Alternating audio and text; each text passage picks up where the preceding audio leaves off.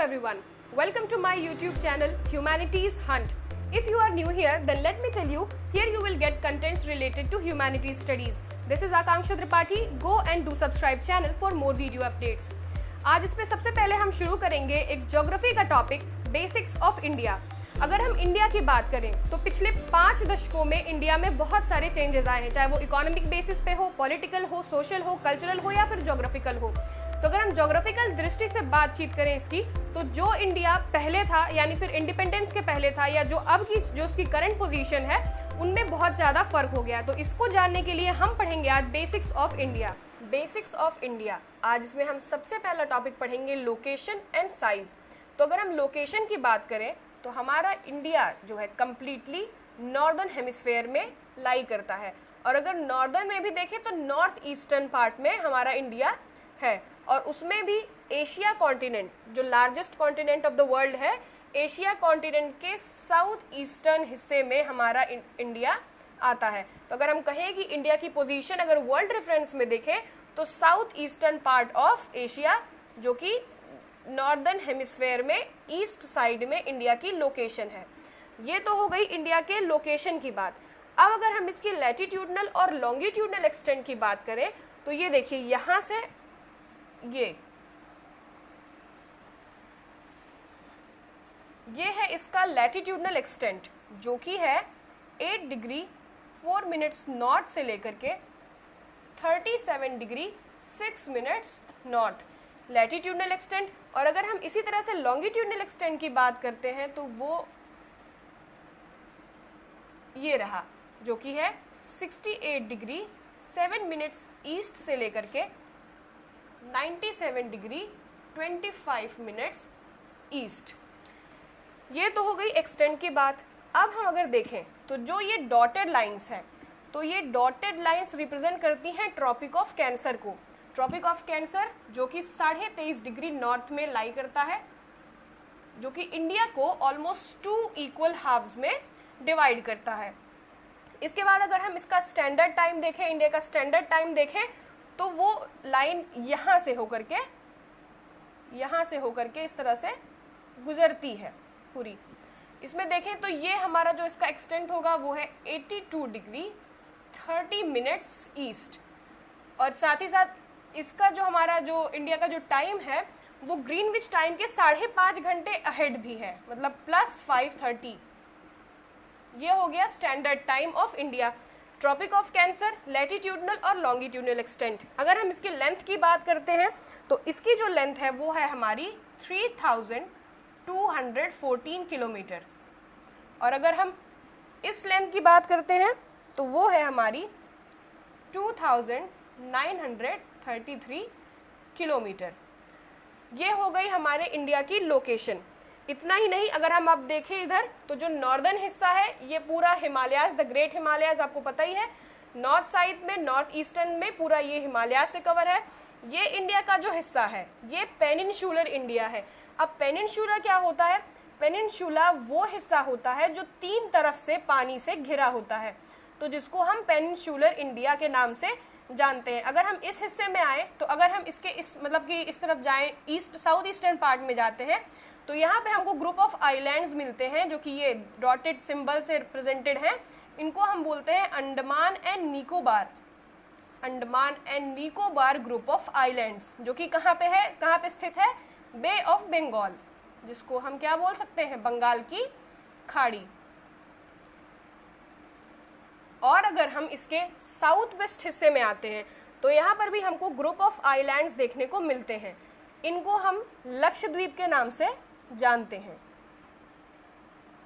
जो कि है कहाँ पे? अरब सागर में, जिसको हम अरेबियन सी भी इजीली कह सकते हैं। तो ये तो हो गई हमारे इंडिया की लोकेशन। चारों तरफ से हम अगर देखें तो ये हो गई लोकेशन की बात।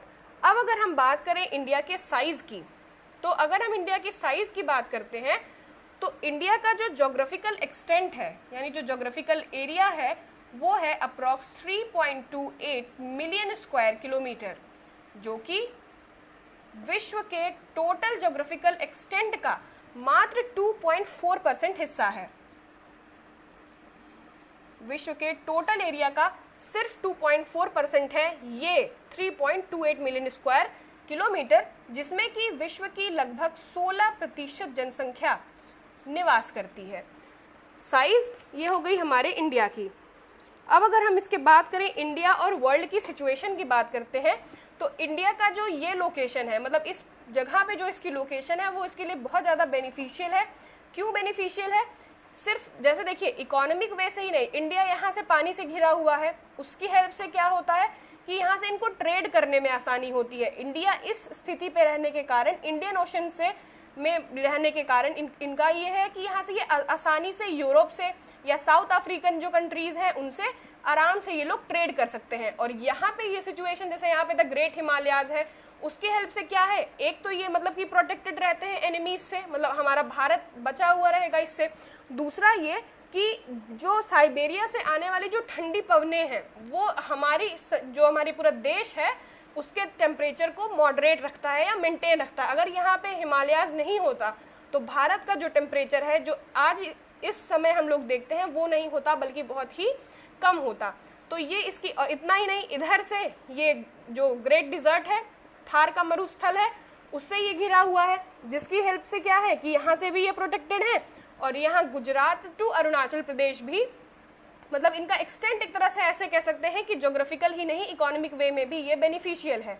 एक चीज़ और आपको बता दें कि 1869 में जब से सुएज कैनल को खोला गया, तब से यूरोप और एशिया के बीच कह सकते हैं कि मतलब कि इतनी ज़्यादा उन लोगों को मतलब प्रॉफिट हुआ इससे कि यूरोप और इंडिया के बीच लगभग 7000 किलोमीटर दूरी कम हो गई, 7000 किलोमीटर दूरी कम हो गई, जिसकी वजह से इनको ट्रेड करने में आसानी है।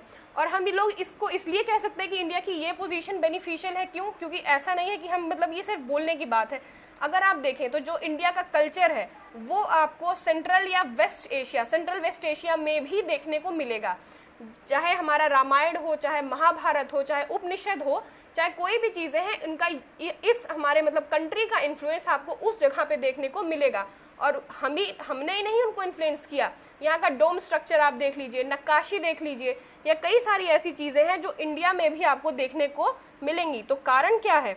सिर्फ इनका मतलब कि ट्रेड के साथ साथ प्रचार प्रसार किसका? कल्चर्स का, या फिर कह सकते हैं कि मतलब संस्कृतियों का, उनके ट्रेडिशंस का, और फिर सिल्क रूट वगैरह, या फिर कह सकते हैं कि ट्रेड के बारे में तो आप लोगों ने हिस्ट्री में पहले भी पढ़ा होगा कि इंडिया के लिए इस सिचुएशन में मतलब कि इसकी ये जो स्थिति है वो इसके लिए बहुत ज़्यादा बेनिफिशियल है, क्योंकि ना सिर्फ ये ज्योग्राफिकल एक्सटेंट से बल्कि इकोनॉमिक, सोशल, ट्रेडिशनल, कल्चरल, हर तरह से इसके लिए बहुत ज़्यादा बेनिफिशियल होती है।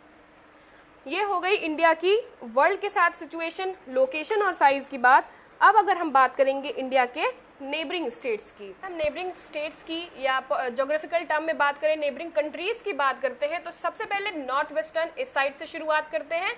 तो सब ज़्यादा कुछ आपको पढ़ाना नहीं है, आपने सब कुछ इसमें पहले से पढ़ा हुआ है, और ये स्टेट्स तो आपको इजीली मतलब एकदम मतलब फिंगर्स पे याद होंगे। फिर भी एक बार हम देख लेते हैं इंडिया के इसमें मैप के अनुसार, क्योंकि अगर आप मैप से पढ़ते हैं तो आपको वही चीज़ें जो है वो ईजिली याद हो जाती हैं।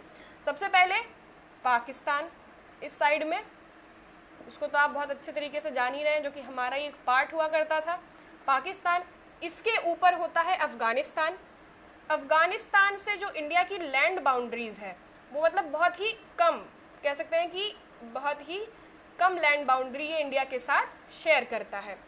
पाकिस्तान अफगानिस्तान के बाद अगर हम नॉर्थ हिस्से में आते हैं तो नॉर्दर्न हिस्से में सबसे पहले हमारा मित्र देश कह सकते हैं, या नहीं भी तो नेपाल, ये हो गया हमारा नेपाल। जस्ट इसके साइड में यहाँ पे आपको ये जो दिख रही है जगह, ये आप समझ लीजिए भूटान, इसके ऊपर हम यहाँ पे एरो करके लिख देते हैं, ये हो गया हमारा भूटान। ये भी हमारा एक कह सकते हैं नेबरिंग कंट्री है। इसके ऊपर चाइना, ड्रैगन, इसको तो बहुत अच्छी तरीके से याद कर लिया हम लोगों ने, खास करके इस कोविड की महामारी में। चाइना, इसके आधिकारिक क्षेत्र के अंतर्गत तिब्बत।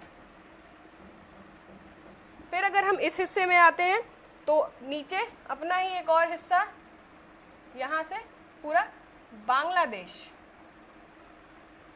ये हो गया हमारा बांग्लादेश। बांग्लादेश के बाद अगर हम इस साइड में जाएं, ईस्टर्न साइड में जाएं, तो म्यांमार,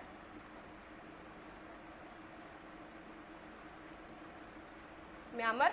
अब अगर हम सॉदर्न पार्ट्स में अपने आते हैं, सॉदर्न पेनिनसुलर इंडिया की बात करते हैं, तो हमारे 2 आइलैंड कंट्रीज हैं जो हमारी नेबर हैं। पहला श्रीलंका, श्रीलंका तो बहुत अच्छे तरीके से याद होगा मैचेस की वजह से, श्रीलंका, और दूसरा है मालदीव्स,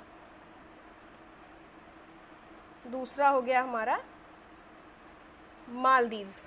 तो ये सारे हो गए हमारे नेबरिंग कंट्रीज हो गए या नेबरिंग स्टेट्स हो गए।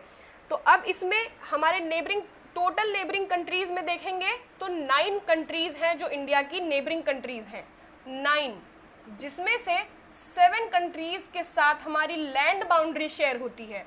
7 कंट्रीज के साथ लैंड बाउंड्री, 7 कंट्रीज कौन कौन सी हैं? पाकिस्तान, अफगानिस्तान, नेपाल, चाइना, भूटान, म्यांमार और बांग्लादेश। और अगर हम 2 कंट्रीज की बात करें जिनके साथ हम अपनी वाटर बाउंड्रीज शेयर करते हैं, वो कौन कौन सी हैं? श्रीलंका और मालदीव्स।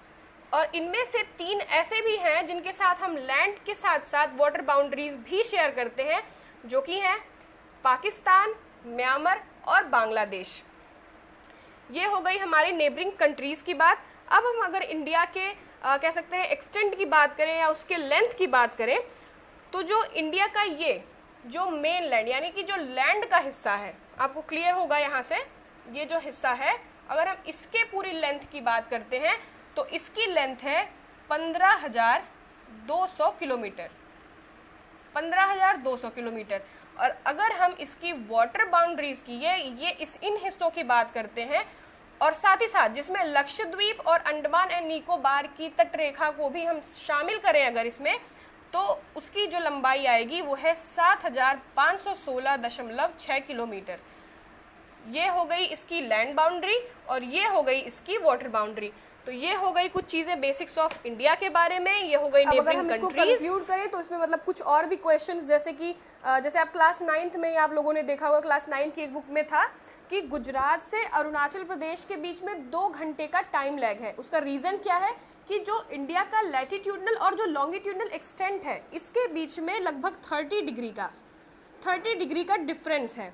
और क्योंकि 30 डिग्री का डिफरेंस है, एक लॉन्गिट्यूड में 4 मिनट्स का डिफरेंस होता है।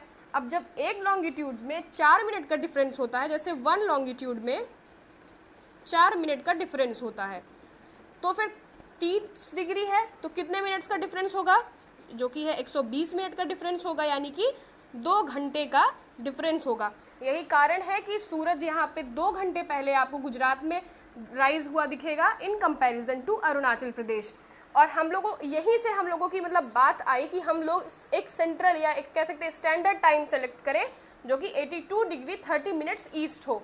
क्यों अगर हम लोग एक सेंट्रल टाइम या एक ऐसा टाइम नहीं सिलेक्ट करते हैं जो कि हमारे पूरे ऑल ओवर इंडिया के लिए मतलब वैलिड हो, तो क्या हम गुजरात से जब भी अरुणाचल प्रदेश जाएं या किसी अलग एक राज्य से दूसरे राज्य जाएं, तो मतलब हम लोगों को टाइम का तो क्लियर ही नहीं होगा कि किस टाइम हम लोग जा रहे हैं। पता लगा यहाँ कोई और घड़ी लगा रहे हैं, हमको रास्ते भर हम घड़ी बदलते जा रहे हैं, क्योंकि टाइम तो हमारा क्लियर ही नहीं हो रहा है। यहाँ है तो कितना बज रहा है भैया, यहाँ 10 बजे से निकले, यहाँ पहुँचे भी 10 बजे पहुँचे।